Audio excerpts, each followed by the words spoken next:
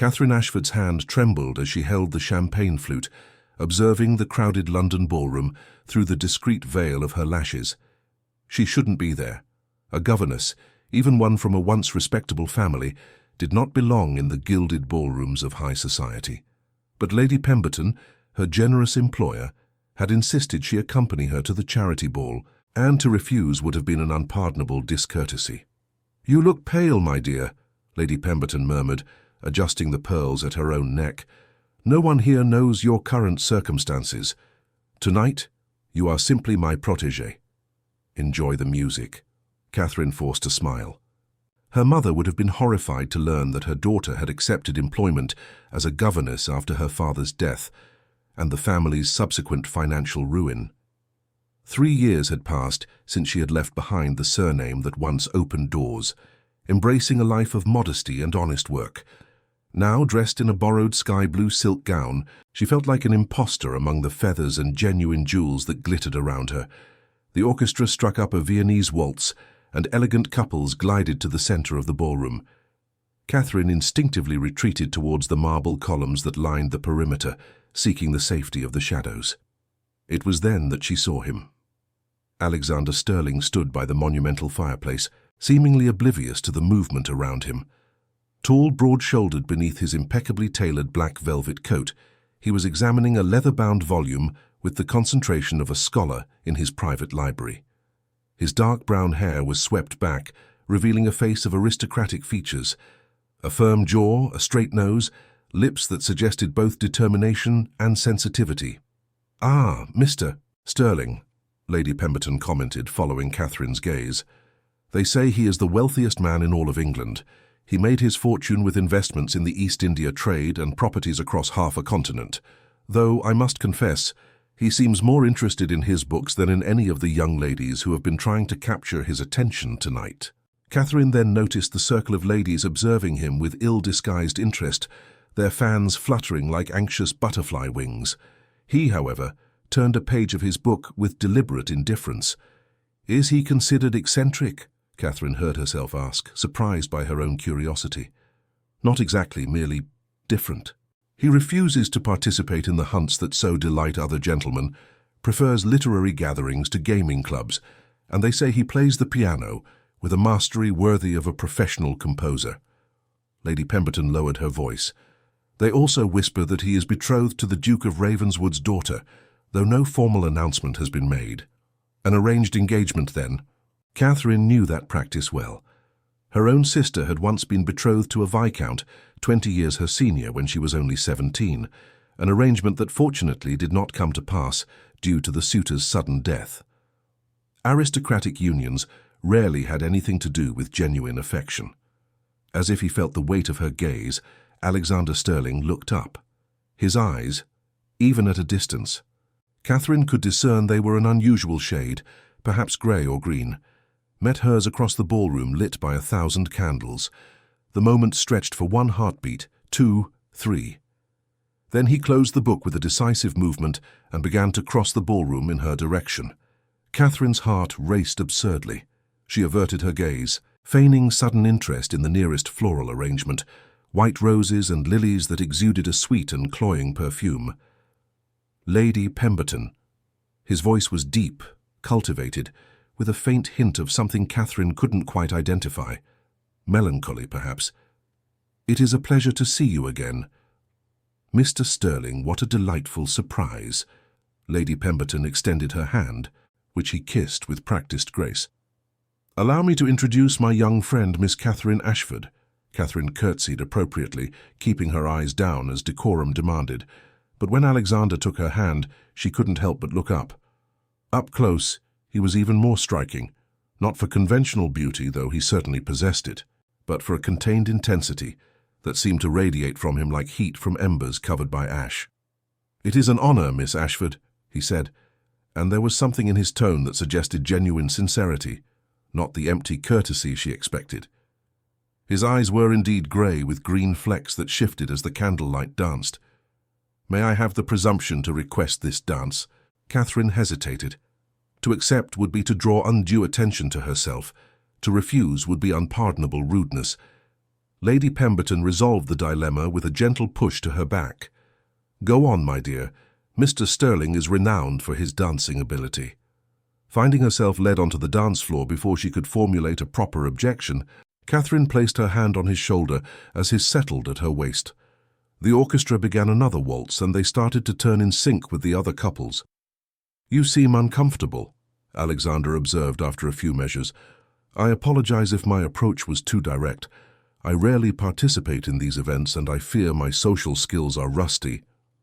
The frank admission surprised Catherine. Gentlemen of his standing did not usually reveal vulnerabilities, especially not to women they barely knew. "It is not you," she replied, then hesitated. His honesty deserved reciprocity. "I confess I do not naturally belong in this setting either." A smile touched his lips, transforming his austere expression into something surprisingly warm. "Then we are two outsiders pretending to belong. What a comforting discovery." They danced in silence for a few moments, and Catherine realized he was right about his ability. Alexander led her with quiet confidence, anticipating every movement of the music, making it easy to follow him even when she stumbled slightly. "What were you reading?" she asked, curiosity overcoming caution. "When I saw you by the fireplace." His eyes lit up with renewed interest. "Wordsworth, his latest collection of poems. Are you familiar with his work?" "I am. My heart leaps up when I behold a rainbow in the sky," she quoted softly. "So was it when my life began. So is it now I am a man. So be it when I shall grow old, or let me die," he continued, his voice low and intense. The connection between them intensified, as if an invisible cord had been tied around them both, drawing them closer. Catherine felt heat rise to her neck, conscious of every point where their bodies touched through the layers of fabric. "It is rare to find someone who appreciates poetry at events such as this," Alexander said. "Most prefer discussions of politics or gossip about social scandals. Perhaps they are simply seeking connections different from what you seek," Catherine suggested, feeling strangely bold. "And what connections do you seek, Miss Ashford?" The question hung between them, laden with meaning. Catherine opened her mouth to reply, but the music came to an end. The dancers around them began to disperse, and the intimate bubble that enveloped them shattered.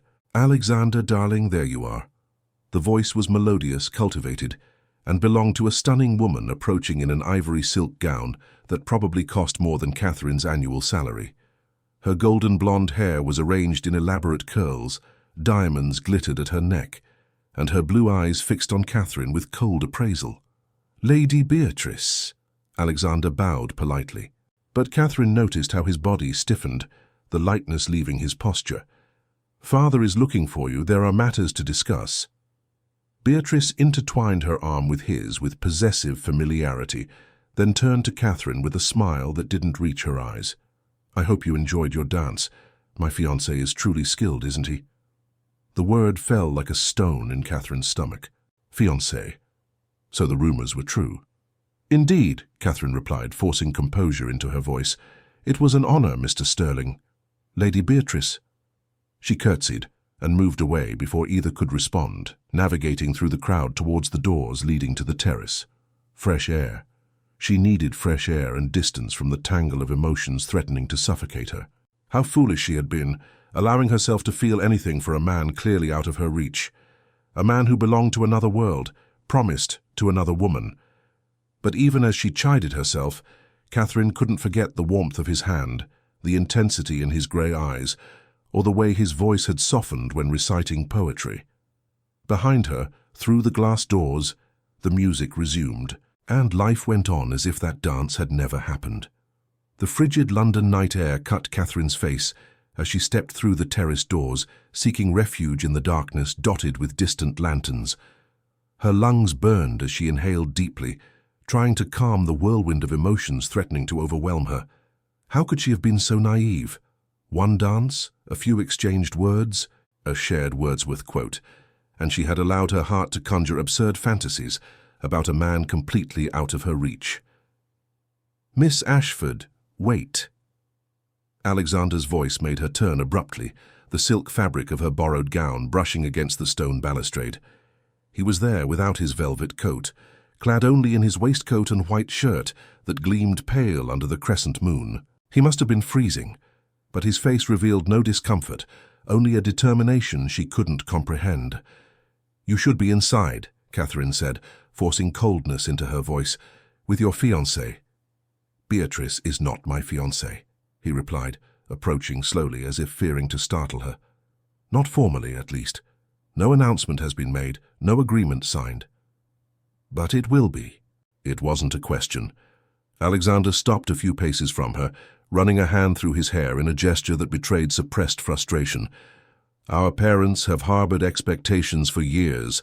The Duke of Ravenswood is an important political ally of my father's, and Beatrice is considered an advantageous match. But I have not formally consented yet." "Not yet," Catherine repeated, and the words came out more bitter than she intended. "But you will consent, won't you? Because it is what is expected. It is what men of your position do." "You speak as if you know such arrangements well." Catherine turned to look at the dark garden stretching beyond the terrace, unable to bear the intensity of those grey eyes upon her. "My own sister was once promised to a viscount who could have been our grandfather. She was fortunate that he died before the wedding, sparing her that gilded cage." She swallowed hard. "Yes, I know well how the world of lords and ladies works. I know the weight of duty and family expectations, and yet you fled that world." The observation was so precise that Catherine felt as if he had torn away a layer of her carefully constructed protection. She turned to face him again.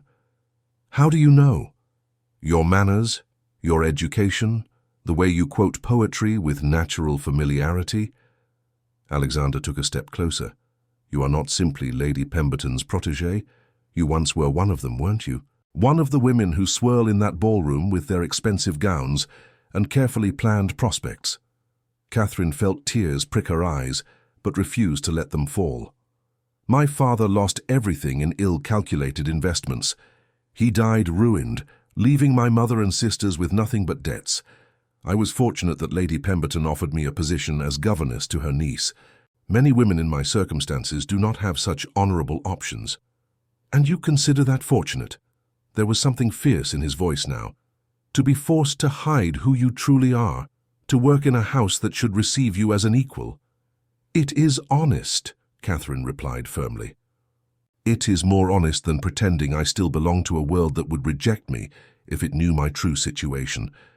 It is more honest than marrying a man for convenience, selling myself for title and security."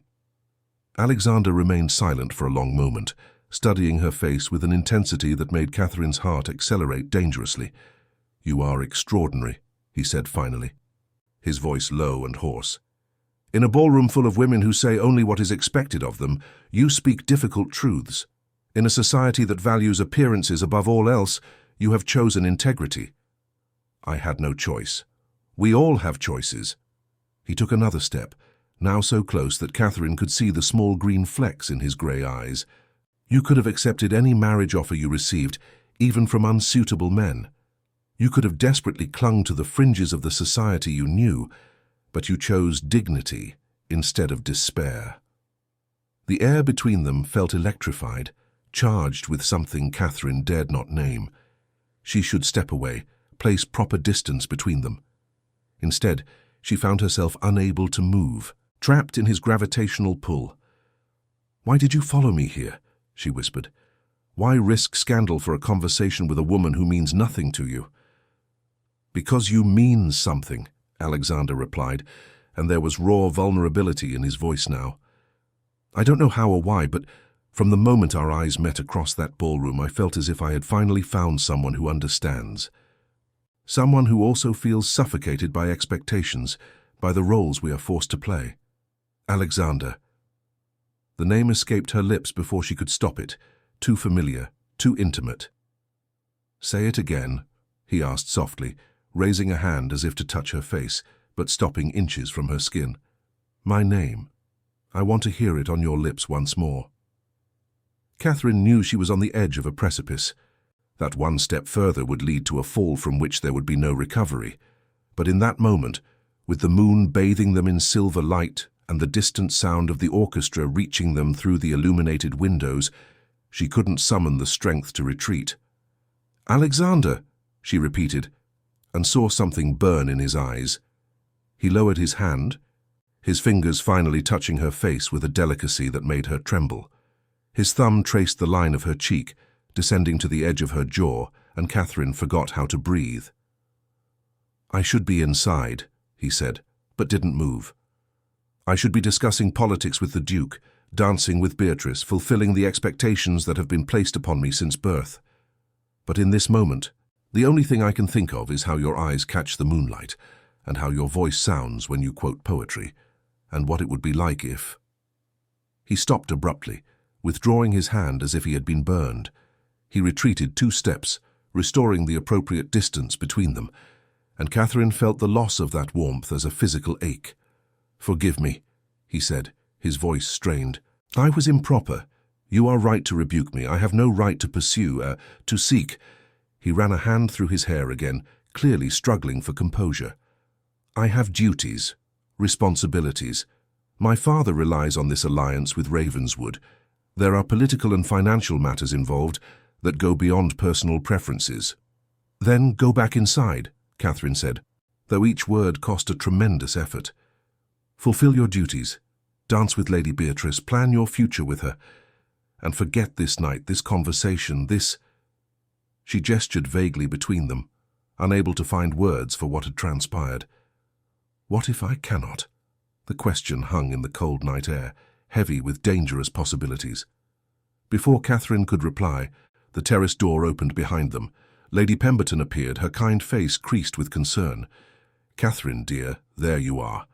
I was growing worried." Her eyes swept from Catherine to Alexander and back, and something akin to understanding crossed her features. "Mr. Sterling, your father is requesting your presence. Something about the Duke wishing to discuss dates." Alexander remained motionless for a moment, gazing intently at Catherine as if memorizing every detail of her face. Then he inclined his head in a formal bow. "Miss Ashford, Lady Pemberton, good evening." He turned and disappeared through the doors, leaving Catherine alone on the terrace with Lady Pemberton and the overwhelming weight of emotions she couldn't name. "Come, my dear," Lady Pemberton said gently, offering her arm.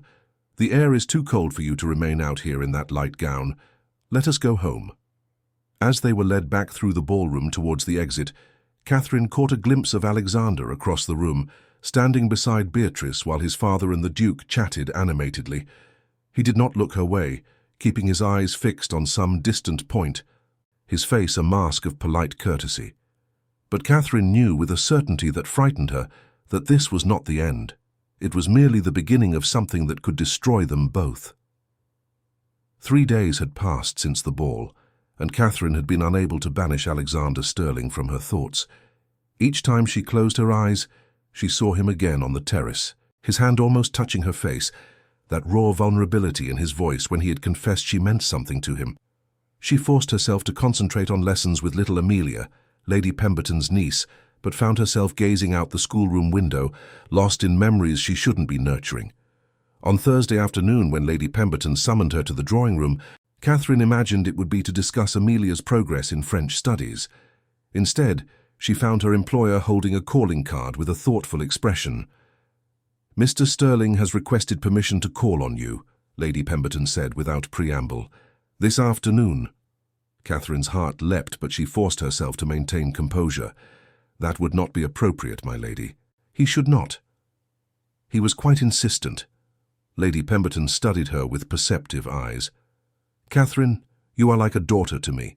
I would not permit anything that could harm you, but I also recognize when 2 young hearts have been touched by something genuine." She paused. "He mentioned he wishes to discuss matters of poetry and literature, and requested that I remain present as a chaperone. Everything will be perfectly proper." Catherine knew she ought to refuse. Every instinct for self-preservation screamed that allowing this meeting would be disastrous. But when she opened her mouth to decline, she found herself saying, "If you believe it is acceptable, then I agree." She spent the next hour in her small chamber under the eaves, changing gowns 3 times before settling on the grey-green muslin one Lady Pemberton had given her last Christmas. It was simple, appropriate for a governess, but the color enhanced her eyes. She pinned her hair in a modest bun, allowing only a few loose curls to frame her face. When she descended to the drawing room at 3 o'clock, she found Alexander standing by the window, observing the gardens. He turned as he heard her enter, and the expression on his face when he saw her made something melt in her chest. There was admiration there, but also conflict, as if he too struggled against feelings he knew to be imprudent. "Miss Ashford," he greeted her formally, conscious of Lady Pemberton's presence, seated in her favourite armchair with her embroidery work. "Thank you for receiving me. Mr. Sterling," Catherine curtsied appropriately, maintaining a safe distance. "Lady Pemberton mentioned you wished to discuss literature." "Indeed," he gestured towards the sofa. "I have brought something I thought you might appreciate." When Catherine sat down, he withdrew a thin volume from his leather satchel. The binding was dark blue velvet, with golden letters engraved on the cover. She recognized it immediately. "Blake," she whispered, touching the cover with reverence. "Songs of innocence and of experience. I have never seen such a beautiful edition. It was printed only 2 years ago. I acquired it at auction." Alexander sat in the armchair opposite, maintaining a respectable distance. "I recalled how you quoted Wordsworth with such familiarity, and I thought you might appreciate Blake too." Catherine opened the volume, her eyes tracing the illuminated verses with delicate illustrations. Lady Pemberton continued her embroidery, seemingly absorbed in her work, but Catherine knew every word would be heard. "Tiger, tiger, burning bright, in the forests of the night, what immortal hand or eye could frame thy fearful symmetry?" She read softly. "Do you prefer the poems of experience to those of innocence?" Alexander asked, leaning slightly forward. "I suppose one cannot truly appreciate innocence until one has known experience," as Catherine replied, raising her eyes to meet his. "Loss teaches us the value of what we had. Pain teaches us the importance of joy." A melancholic perspective, but one I believe to be true. There was something in his voice that suggested personal understanding. "Have you known enough experience for such reflections?" Catherine closed the book gently, placing it on her lap. "We all have, haven't we? In different ways. Some lose fortunes, others lose freedom of choice. Some face imposed expectations that crush who they truly are." The air between them became charged with unspoken meaning. Alexander leaned back, fingers interlocked, his eyes never leaving her face. And what if there were a way to reclaim that freedom, to choose a different path from the one laid out by others? "Then it would require extraordinary courage," Catherine said, "and a willingness to face consequences that could be devastating." "Devastating for whom?" "For everyone involved. Family, reputation, those who depend on us." She hesitated, conscious of Lady Pemberton's silent presence. "Sometimes our personal desires must be set aside for the greater good." "And sometimes," Alexander countered softly, "setting aside our desires results in a lifetime of silent unhappiness, loveless marriages, empty existences lived behind masks of courtesy. Would that not also be devastating? For everyone involved?" Catherine had no reply. She knew families destroyed by miserable unions, couples who barely tolerated each other's presence, but remained together for duty and appearances.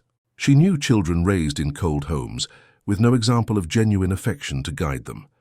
"Perhaps," she said finally, "true courage lies in finding meaning and purpose within circumstances we cannot change.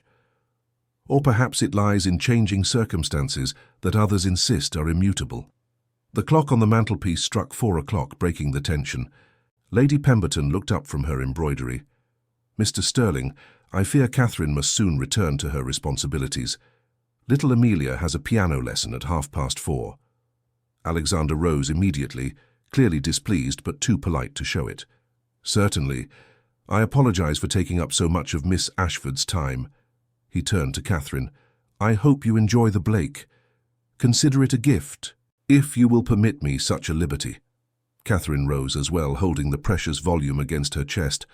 "I cannot accept such a valuable gift, Mr. Sterling. It would not be appropriate." "Then consider it a loan." His eyes gleamed with something that resembled defiance. "Return it when you are finished, which will naturally necessitate another visit for discussion." Before Catherine could protest, He had already bowed to both ladies and withdrawn from the drawing room. She heard the front door close moments later, and only then realized she was trembling.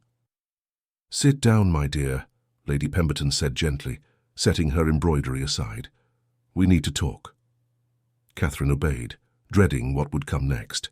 Perhaps her employer would forbid further visits, that any association with Alexander Sterling should cease immediately.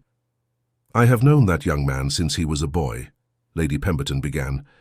"His father and my late husband were business partners.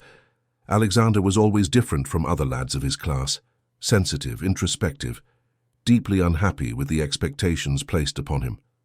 She paused. "I have never seen him look at anyone the way he looks at you." "Lady Pemberton, I did not encourage. I am not blaming you, child. Genuine love rarely asks permission before it blossoms." The older lady sighed. "But I must warn you of the realities you face. His father will never permit a union with someone without title and fortune. The alliance with Ravenswood represents far more than marriage.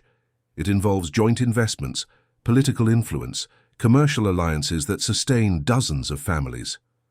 "I know," Catherine whispered. "Believe me, I know perfectly well how unsuitable I am."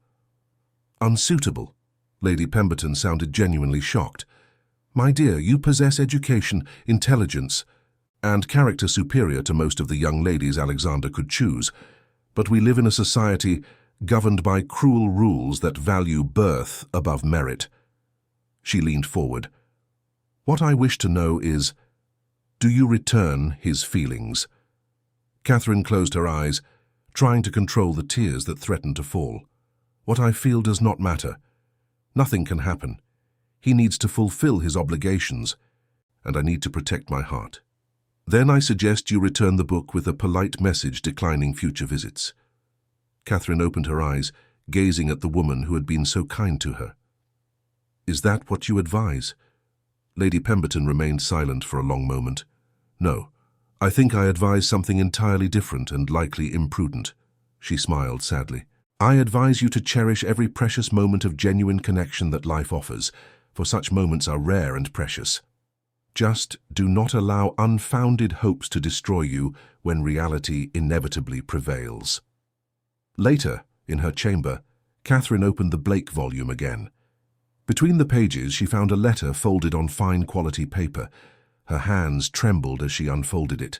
"Dearest Catherine," it began, "forgive my boldness in using your name with such familiarity, but formalities seem absurd when my heart has already recognized you as someone extraordinarily significant. These last 3 days have been torture. Every moment I spend in the gilded ballrooms of my world feels empty compared to the few minutes we shared. I know I have no right to ask anything of you. I know that complications make any association between us dangerous, but I cannot regret crossing that ballroom to ask for your dance or following you to the terrace. You have awakened something in me that had been dormant for so long, I thought it had died completely. You have reminded me that there is more to life than duty and obligation. There is poetry. There is beauty. There is the possibility of genuine connection. I do not know what the future holds, but I know I cannot simply move on as if you had never entered my life. With more admiration than I can express, Alexander." Catherine pressed the letter against her chest, finally allowing the tears to flow. The week that followed unfolded in a kind of painful trance. Catherine reread Alexander's letter every night by candlelight, memorizing each word until she could recite them by heart. During the day, she forced herself to concentrate on lessons with Amelia, on household duties, on anything that could distract her from the thoughts that spun incessantly in her mind. But at night, alone in her room under the eaves, she allowed herself to remember the warmth of his hand, the intensity in his grey eyes, the way his voice had softened when reciting Wordsworth. On the 10th day after the ball, Lady Pemberton summoned her again to the drawing-room. This time the expression on her face was different. There was concern there, but also something that resembled reluctant approval. "I received a rather unusual invitation," she began, gesturing for Catherine to sit. "The Countess of Hartfield is hosting a literary soirée at her country estate next Saturday. Such events usually do not interest me, but she specifically mentioned that Mr. Sterling would be present and expressed a wish for me to bring my protégé." She paused significantly. It seems your reputation as a connoisseur of poetry has reached the right ears. Catherine's heart pounded, but she kept her voice steady. Do you believe Alexander, Mr. Sterling, orchestrated this invitation? I am absolutely certain. The Countess of Hartfield is a distant cousin of his mother. Lady Pemberton studied her carefully. The question is, do you wish to accept? I must warn you that Lady Beatrice will certainly be present as well. It will be a delicate situation. Catherine knew she should refuse. Every fibre of common sense screamed that allowing further proximity to Alexander would be disastrous. But another part of her, the part that reread that letter every night, that still felt the phantom of his fingers against her face, desperately longed to see him again. If you believe my presence will not cause embarrassment, then I will go, she heard herself say. The Countess of Hartfield's estate was a 2-hour carriage ride from London, nestled among verdant hills that were beginning to show the first colours of autumn. The mansion itself was an elegant structure of pale stone, surrounded by formal gardens where rose bushes still bloomed, despite the advanced season. Catherine wore her best gown, lavender muslin that Lady Pemberton had insisted on commissioning for her, saying every woman deserved at least one appropriate attire for special occasions. Her hair was arranged in elaborate braids, intertwined with satin ribbons in the same shade as the dress. When she looked in the mirror before departing, she saw not the governess she had become, but a glimpse of the young woman she had been before her family's ruin. The Countess received them warmly in the marble vestibule, a middle-aged woman with kind eyes and a genuine smile. Lady Pemberton, what a pleasure to receive you. And this must be Miss Ashford, of whom I've heard so much. She took Catherine's hand with affection. My nephew Alexander mentioned that you possess a remarkable appreciation for Blake and Wordsworth. I am delighted to have you with us. Catherine blushed slightly, aware that everyone in the drawing-room had probably noticed the mention. Approximately 20 guests were present, gathered in small groups, conversing politely while servants circulated with trays of tea and delicate cakes. It was then that she saw him, standing by the tall window overlooking the gardens. Alexander wore a dark green velvet coat that enhanced the emerald reflections in his eyes. When their gazes met across the room, he smiled, not the polite smile he offered the other guests, but something more intimate, warmer, which made Catherine's stomach clench. He began to cross the room toward her, but was intercepted by Lady Beatrice, dazzling in a golden silk gown that probably cost more than Catherine's annual salary.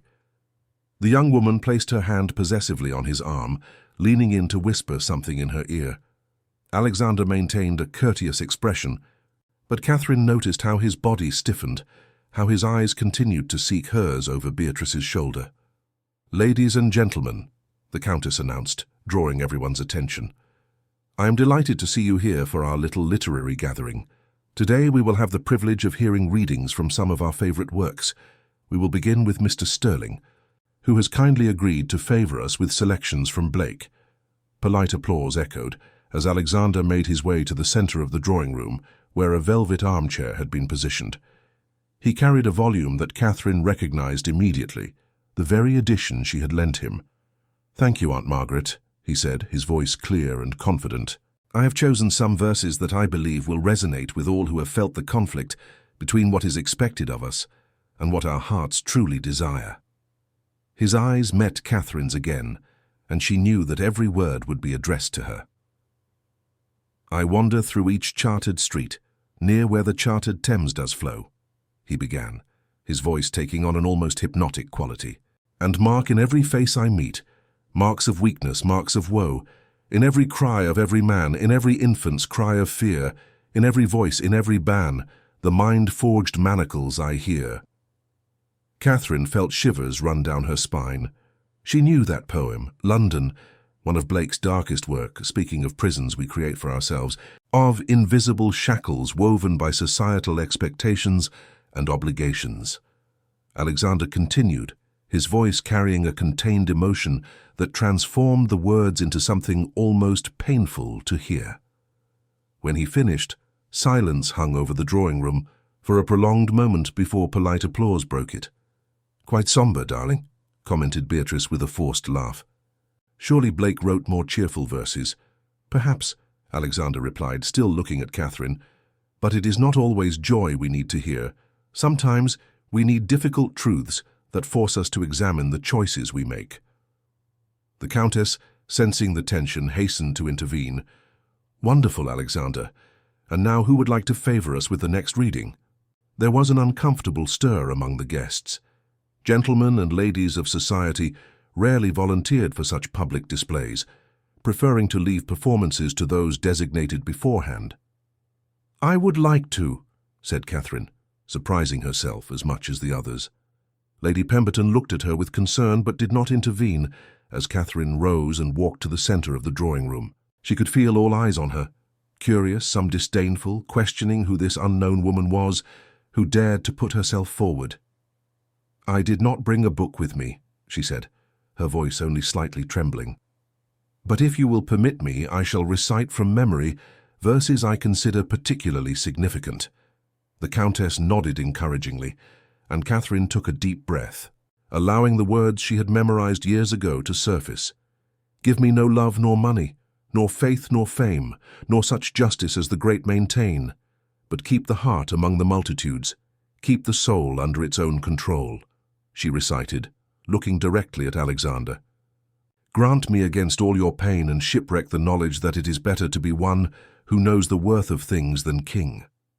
She had chosen verses by a lesser poet, William Ernest Henley, but ones that spoke directly to the conflict they both faced. The room remained in absolute silence, and Catherine saw raw emotion cross Alexander's face before he managed to mask it. "Down to the bludgeonings of chance my head is bloody but unbowed. In the fell clutch of circumstance I have not winced nor cried aloud," she continued, her voice gaining strength. "It matters not how straight the gate, how charged with punishments the scroll. I am the master of my fate, I am the captain of my soul." When she finished, the applause was warmer than she had expected. The Countess smiled with genuine approval, and even some of the more severe guests seemed impressed. But Catherine only had eyes for Alexander, who remained completely still, staring at her with an intensity that made her heart race. "Extraordinary," said the Countess. "Miss Ashford, you have a remarkable memory and admirable feeling. Clearly, poetry is not a mere pastime for you, but something deeply felt." Before Catherine could respond, Beatrice rose abruptly. "If you'll excuse me, I need some fresh air. This room is suffocating." She exited quickly, and after a moment of hesitation, Alexander followed her. Catherine returned to her seat beside Lady Pemberton, trying to ignore the ache that pierced her chest. "You were magnificent," Lady Pemberton whispered, "but I fear you have declared war, even unintentionally." During the next hour, other guests offered readings, but Catherine barely listened. Her thoughts remained with Alexander and Beatrice, wondering what they were discussing in the gardens, if he was reassuring her of his commitment, if he regretted the attention he had shown an insignificant governess. When the Countess finally announced that tea would be served on the terrace, Catherine took advantage of the commotion to escape. She wandered through the mansion's corridors until she found a small, cozy library, panelled in dark wood with floor-to-ceiling bookshelves. She sank into an armchair by the unlit fireplace, closing her eyes against the tears that threatened to fall. "Catherine." She started at the sound of his voice. Alexander stood in the doorway, closing it softly behind him. His expression was tormented, conflicted, and as he crossed the room toward her, she saw that he trembled slightly. "You shouldn't be here," she said, rising quickly. "If anyone finds us alone—" "I don't care," he interrupted, his voice hoarse. "Catherine, those verses you recited. Were you telling me something?" She turned away, unable to face those grey eyes that seemed to see through all her defenses. "I was speaking the truth we both need to hear, that we have choices, that we can be masters of our own destinies. And what if the destiny I choose jeopardizes everything my family has built? And what if it destroys alliances that sustain not only my house, but dozens of others that depend on our business?" Catherine closed her eyes, tears finally escaping. "Then you've already made your choice, haven't you? Duty will win, as it always does." Silence. Then she felt his hands on her shoulders, gently turning her to face him. When she opened her eyes, she saw tears glistening on his eyelids as well. "I don't know," whispered Alexander. "God help me." Catherine, I don't know what to do. All I know is that when I look at you, I finally understand what poets try to capture in verse. I understand why men make impossible choices, sacrifice everything for a moment of genuine truth. Alexander. He raised his hand, his fingers touching her face with a reverence that made her tremble. Don't give me an answer now. Just allow me this moment. Let me remember what it feels like to be alive. And then, with a tenderness that simultaneously broke and mended her heart, Alexander Sterling leaned in and pressed his lips against her forehead. Not a kiss of passion, but of promise, of recognition, of possibilities they both feared to name. The kiss on Catherine's forehead burned like a brand, not with pain, but with a promise she knew was too dangerous to accept. Alexander slowly recoiled, his fingers still brushing her face, his grey eyes tempestuous with emotions she recognized because she felt them too. Desire, fear, conflict between what they yearned for and what they knew was impossible. I should ask for forgiveness, he said, his voice husky, but it would be a lie. I cannot regret something my heart demanded from the moment I saw you in that room.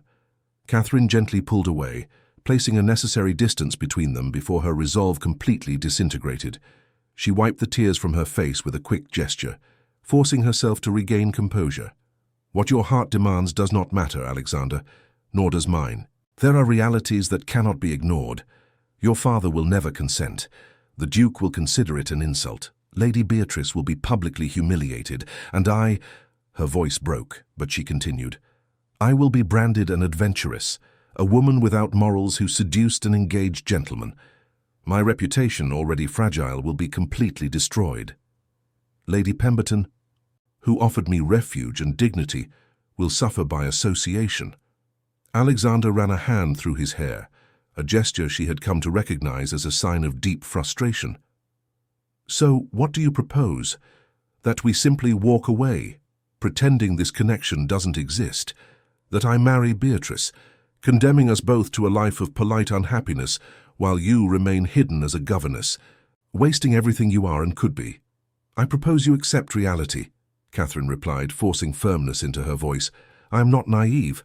I know that men of your position often keep discreet arrangements. Wives for social presentation, mistresses for personal satisfaction. But I will not become that. I will not live in the shadows, waiting for crumbs of attention, destroying my own soul in the name of stolen moments. His expression hardened, something akin to pain crossing his features. Do you believe I would offer such dishonor? That I would reduce what I feel to a sordid arrangement? I don't know what you would offer, Catherine said, a sudden weariness washing over her. I only know that there is no honorable way forward, not for us. A heavy silence settled between them, broken only by the distant sound of conversations and laughter from the terrace where the other guests were enjoying tea. It was a cruel reminder of the world that existed beyond that library, a world with inflexible rules that allowed no room for inconvenient feelings.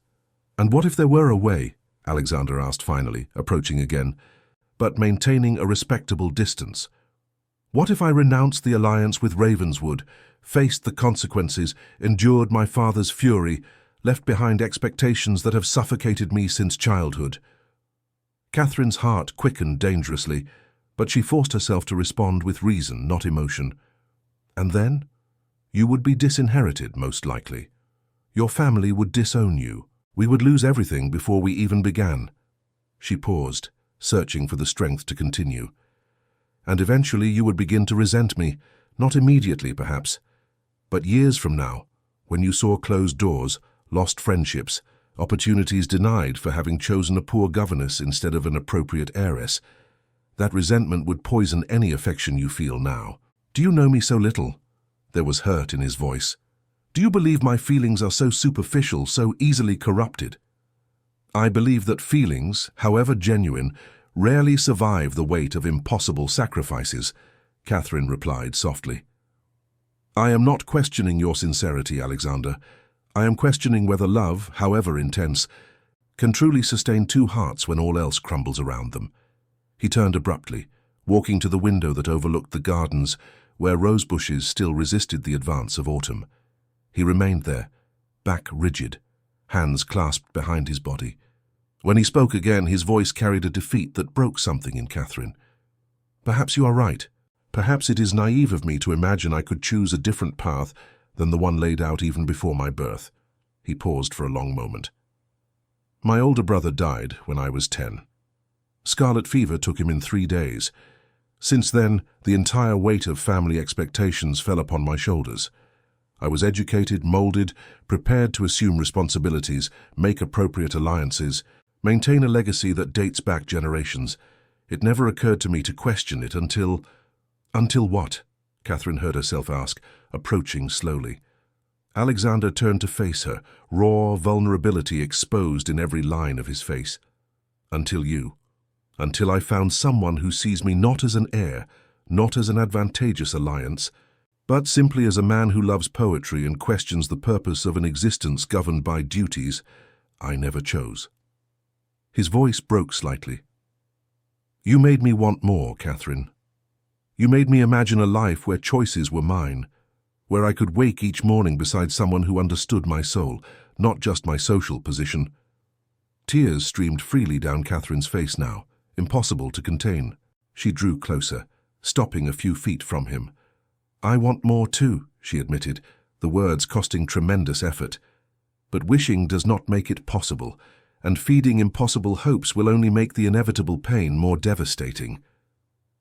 Alexander extended his hand and she took it, allowing herself this final contact. Their fingers intertwined, and both remained so, memorizing the sensation, savoring a moment they would have to release. "What do we do then?" Fanny asked. "How do we simply move on?" "You marry Lady Beatrice," said Catherine, each word like a shard of glass in her throat. "You fulfill your duties. Eventually, you find some measure of contentment, perhaps even affection, with enough time. You have children whom you will raise with values you wished you had had the freedom to choose. And when you occasionally recall this library, these moments, you will make peace with the choices you made." "And you?" Catherine smiled through her tears, a sad but genuine smile. "I continue as a governess. Perhaps one day I will accept a suitable marriage proposal from some modest gentleman who values character above fortune. I will have an honest, useful life. And when I occasionally recall this drawing room, that waltz, I will make peace too." "I don't believe I can," whispered Alexander, pulling her slightly closer. "I don't believe I will ever look at Beatrice and not see you. That I will play the piano without hearing your voice reciting Blake. That I will read poetry without wondering if you are also reading the same words, feeling the same emotions." "Then we will carry this," said Catherine. "This pain, this loss of what could have been. Some people go their entire lives without knowing genuine connection. At least we will have the memory of having felt, however briefly, something true."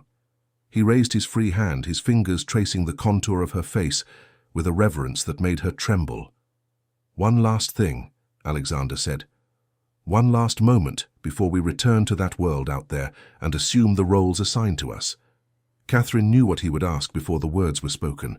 She knew she should refuse, protect herself from this last intimacy that would make everything infinitely more difficult. But as Alexander leaned in slowly, giving her time to recoil, she did not. The kiss was tender, almost chaste, his lips brushing hers with a delicacy that contrasted with the intensity of emotion they both felt. It was not a kiss of unbridled passion, but of farewell, of recognition, of mourning for a future they would never have.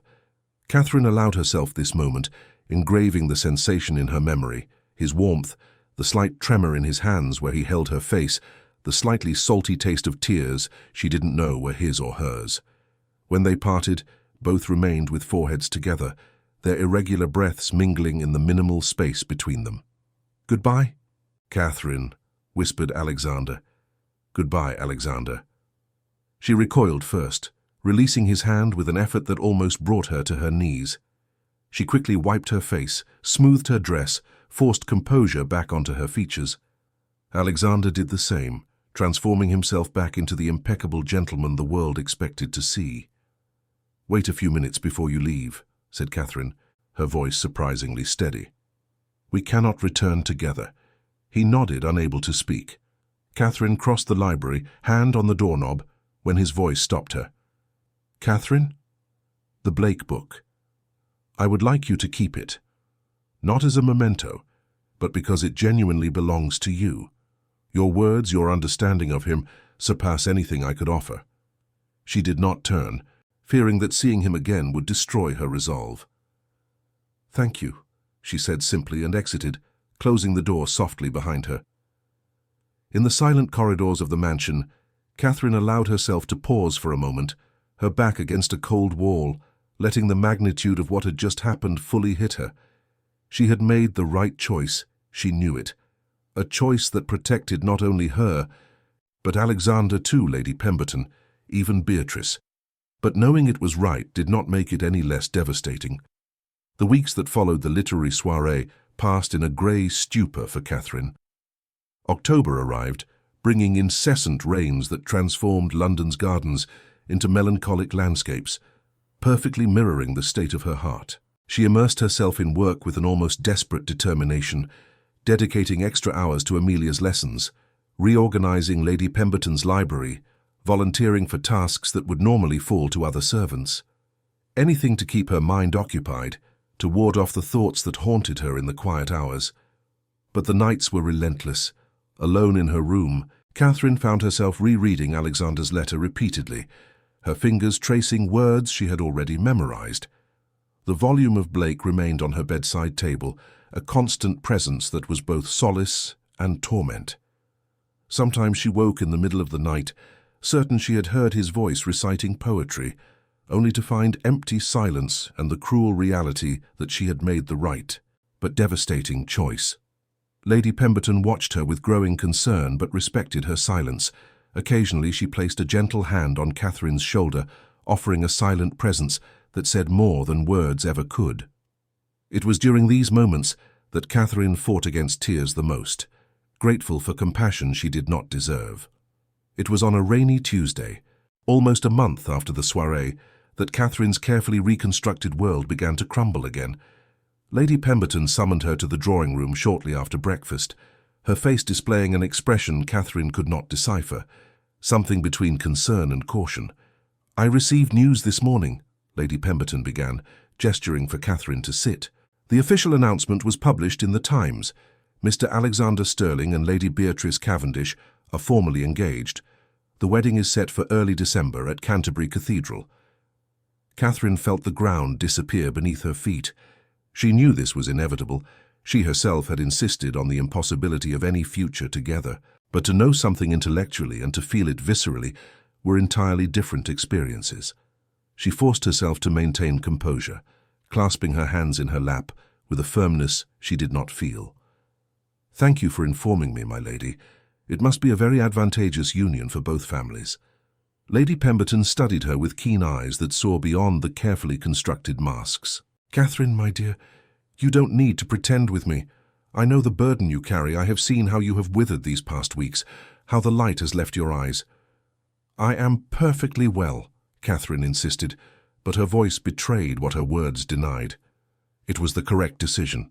I always knew it would be."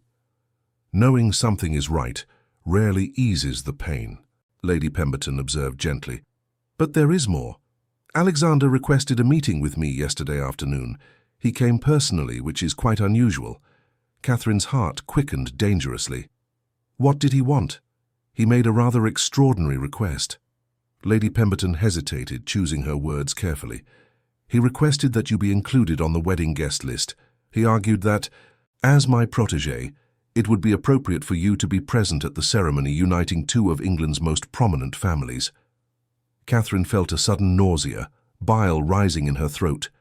The idea of being present, of witnessing Alexander pledge his life to another woman, was torture beyond what she could bear. "He cannot be serious. Why would he make such a request?" "I believe," Lady Pemberton said slowly, "that he desires one last opportunity to see you, perhaps to achieve some form of closure, or perhaps—" She trailed off, leaving the sentence unfinished. "Or perhaps what?" "Or perhaps he still harbors hopes that something might change, that you might offer a reason, any reason for him to reconsider. Catherine rose abruptly, walking to the window that overlooked the rain-soaked gardens. Dead leaves accumulated on the gravel paths, swept by the autumnal wind that stripped the trees of their beauty. Nothing has changed. Nothing can change. It would be extreme cruelty on his part to request my presence, to force me to watch as he destroys any foolish hope my heart stubbornly clings to. "Then I shall decline on your behalf," said Lady Pemberton.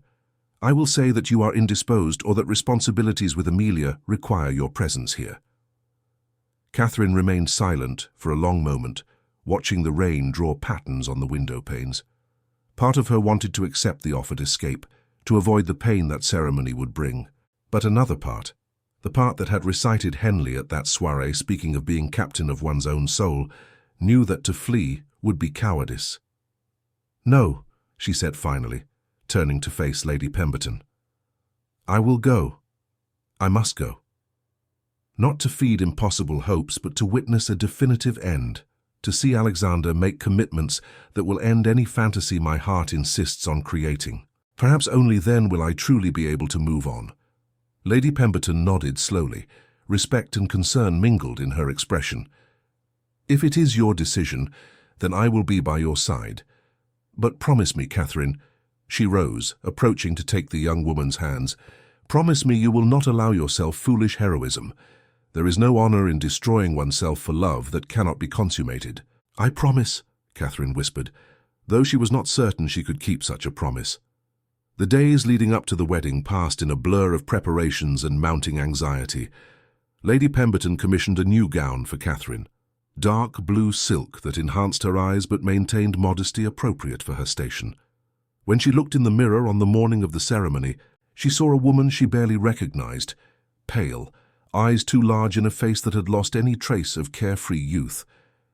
The journey to Canterbury took 4 hours in an uncomfortable carriage.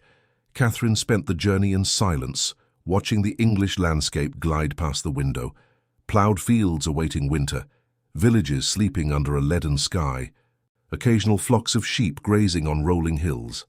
Lady Pemberton attempted conversation a few times, but eventually gave up, allowing Catherine to retreat into her thoughts. Canterbury Cathedral rose majestically against the grey sky, its Gothic spires piercing the low clouds.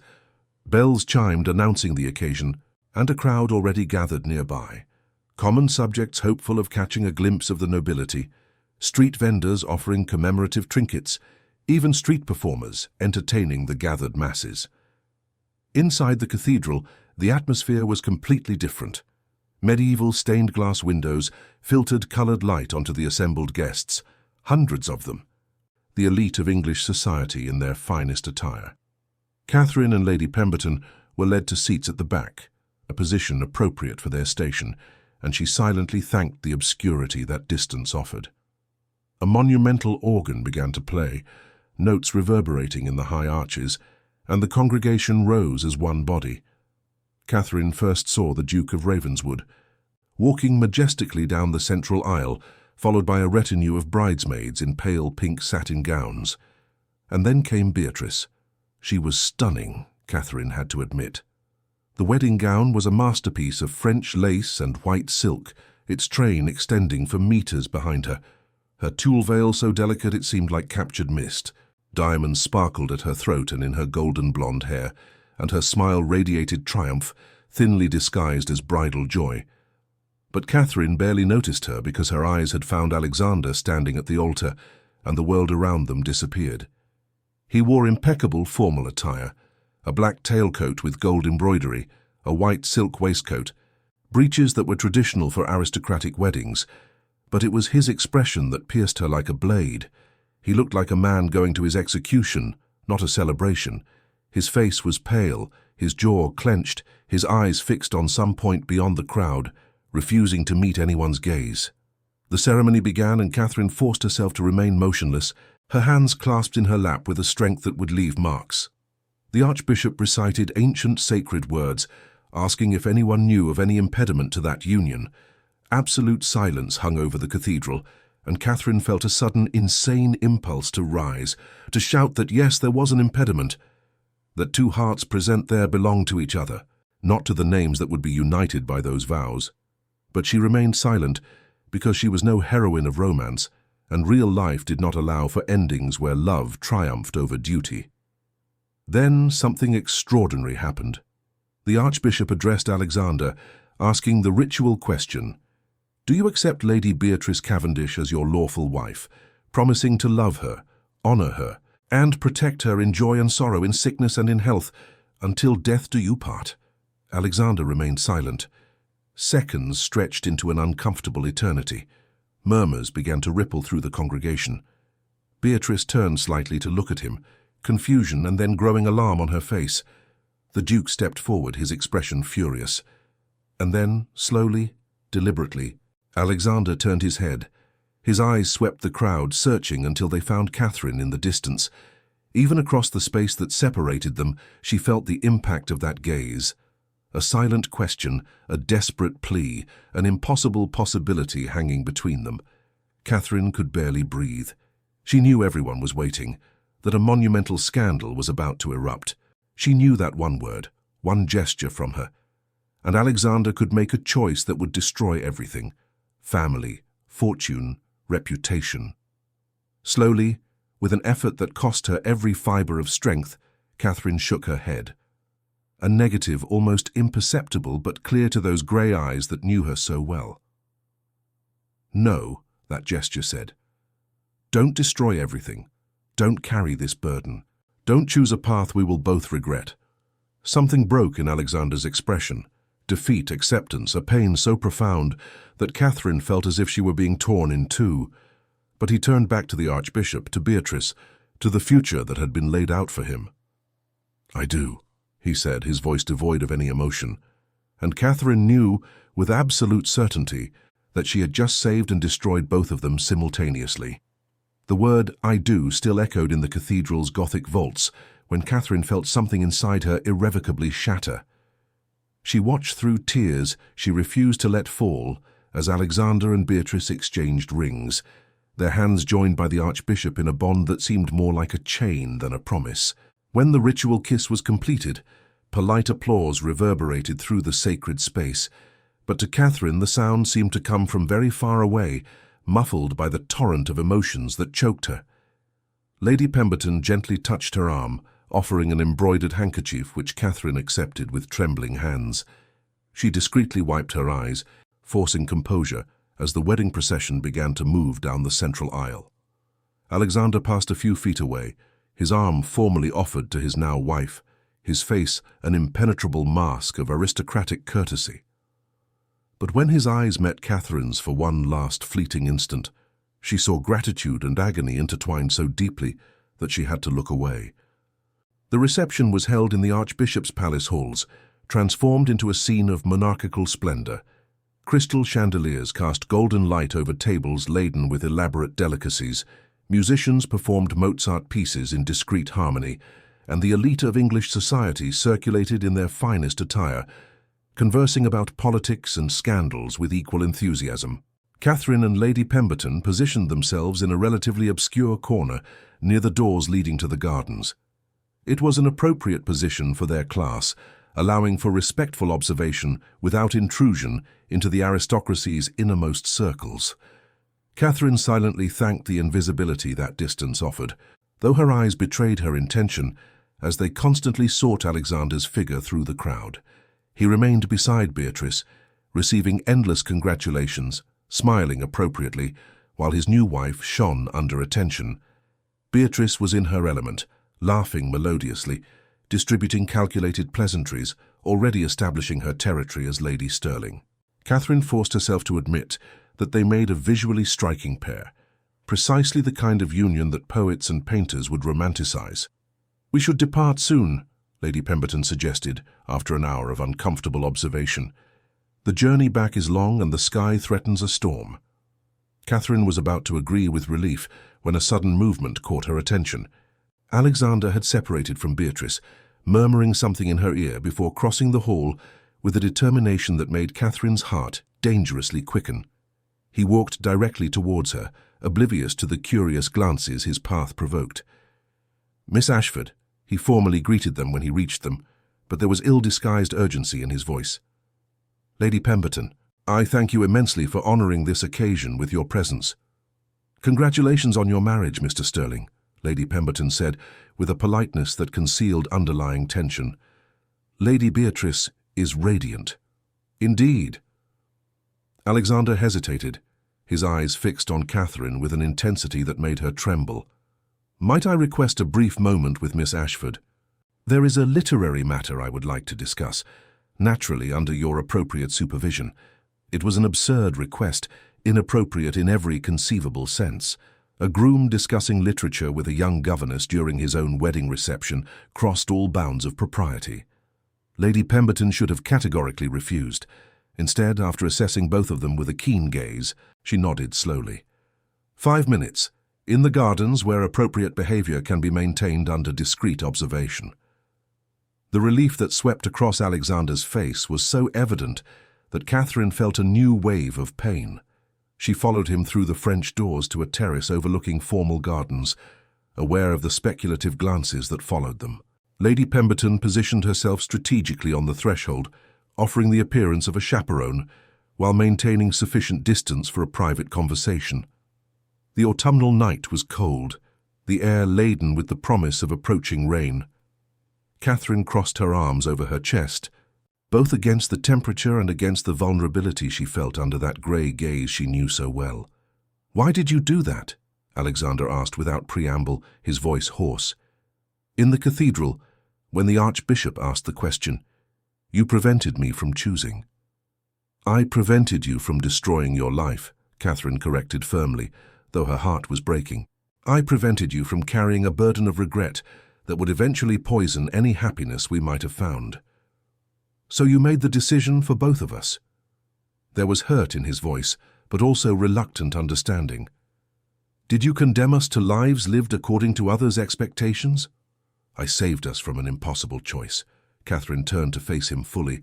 "Alexander, what would have happened if you had refused there? A devastating scandal. Your family ruined, the Duke transformed into a relentless enemy, and I, eternally branded as the woman who seduced a promised gentleman, destroying my reputation and Lady Pemberton's by association." "It would have been worth it," he whispered, stepping closer. "A life with you, even in reduced circumstances, would be worth more than a gilded but empty existence." "Not for long." Catherine forced a firmness she didn't feel. "Eventually, resentment would arise. You would look at me and see everything you lost, every closed door, every broken friendship, every denied opportunity. And I would watch that resentment grow until it destroyed whatever we felt for each other." A heavy silence settled between them, broken only by the distant sound of music and conversation from the hall. Alexander ran a hand through his hair, a gesture of frustration that she recognized. "So this is it? We simply accept it and move on, pretending this connection never existed?" "We don't pretend it didn't exist," Catherine said gently. "We carry it as a memory that, for a brief moment, we knew something true, something most people never experience." She paused, gathering courage for what she needed to say. "And you honor that truth by being a better husband to Beatrice than you would be if you were embittered by a forced choice. She doesn't deserve to pay for what we feel." His expression softened slightly, conflict still visible, but giving way to gradual acceptance. "How did you become so wise, so capable of choosing reason over emotion?" "I am not wise," Catherine admitted, tears finally escaping despite her efforts. "I am utterly broken, but I have learned that true love sometimes means letting go, allowing the beloved person to find peace, even if it is not with us." Alexander raised his hand as if to touch her face, but stopped it in the air between them, his fingers trembling with the effort of restraint. "Promise me something," he said, his voice broken. "Promise me you will find happiness, that you will not waste an entire life as a governess, hiding who you truly are. Promise me that one day you will accept the love of a man who can offer it freely, without the complications that imprison us." "I promise to try," Catherine whispered. "If you promise the same, promise me you will give this marriage a real chance, that you will come to know Beatrice beyond expectations and appearances. Perhaps you won't find overwhelming passion, but you may find companionship, respect, even genuine affection with time." "I will try," he agreed, though both knew how difficult that promise would be. They remained like that for a suspended moment, memorizing each other's features, storing details they would need to sustain themselves through the years to come. Then Alexander retreated, restoring appropriate distance, transforming himself once again into the impeccable gentleman the world demanded. "There is something I wish to give you," he said, withdrawing a small leather-bound volume from his inner pocket. "It is a first edition of Coleridge that I acquired weeks ago. There is a specific poem marked that I believe expresses what I cannot adequately articulate." Catherine accepted the book with trembling hands, opening it to the marked page. Her eyes scanned the verses, and a new wave of tears threatened to fall. "All that we hear is an opinion, not a fact. All that we see is a perspective, not the truth. But if there were an absolute truth in this transient world, it would be this, that two hearts recognized each other through the chaos and chose, even in separation, to honor that connection with integrity." "Thank you," she managed to say, pressing the volume against her chest. "I will keep this, and the memory it represents, with the utmost care." "Catherine," Alexander began, then stopped, unable to continue. Finally, he simply said, "Be happy. Please, find a way to be happy." "You too," she replied. "Find purpose in your responsibilities. Create a legacy that honors not only your name, but the values we discussed in that library. Be a better father than those who shaped us without consulting our hearts." A sad smile touched his lips. "I will try to remember this when I am negotiating political alliances and overseeing investments instead of reading poetry." "Don't abandon poetry," Catherine said firmly. "Don't let the world completely extinguish that part of you. Find moments for Blake, for Wordsworth, for everything that makes your soul sing, even when circumstances demand silence." "And you, don't completely hide behind a governess's role," he retorted. "Keep alive that woman who recited Henley with such fire, declaring herself the captain of her own soul." They smiled at each other through tears, mutual understanding transcending words. Then, because it had to be done, Catherine made a formal curtsy. "Felicitations on your marriage, Mr. Sterling. May you find all the joy and contentment you deserve." Alexander bowed equally formally, but his eyes betrayed emotions that polite words could not contain. "May God bless you, Miss Ashford. May you find all that your generous heart deserves." He turned and crossed the terrace back to the hall, where Beatrice was already looking for him, with an expression between irritation and concern. Catherine watched as he reassumed the role of attentive groom, offering his arm to his wife, smiling appropriately as they were led to cut the elaborate cake. "Are you ready to depart?" Lady Pemberton asked gently, appearing beside her. "Yes," Catherine said, though she knew she would never truly be ready to let go. "Let's go home." During the journey back to London, Catherine remained silent, the small volume of Coleridge pressed against her heart. Rain finally began to fall, drops drumming rhythmically against the carriage roof, mirroring tears she no longer tried to hold back. Lady Pemberton offered no empty platitudes or false consolation. She simply held her hand, her silent presence offering more comfort than words ever could. When they finally reached the residence, Catherine allowed herself to be led to her room. Alone at last, she sank onto the narrow bed, holding the book and Alexander's original letter against her chest, allowing years of suppressed grief to finally flow freely. She wept for impossible love, for choices that saved but destroyed, for a future that would never be. She cried until no tears were left, until exhaustion finally brought the mercy of sleep. And when dawn broke, Catherine rose, washed her face, dressed appropriately, and went downstairs to resume her responsibilities. Because life continued even when hearts shattered, because there was dignity in moving forward, in honoring commitments made, in finding purpose even through pain. The volume of Blake and the first edition of Coleridge found a place on her modest bookshelf, reminders that true love sometimes meant sacrifice.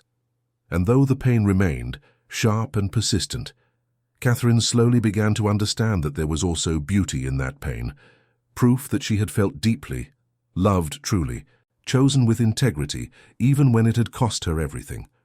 Years later, when Catherine finally accepted the proposal of a modest gentleman who valued her, she would still keep those books. and occasionally, on quiet nights, she would open the pages and remember the man who had taught her that love sometimes means letting go.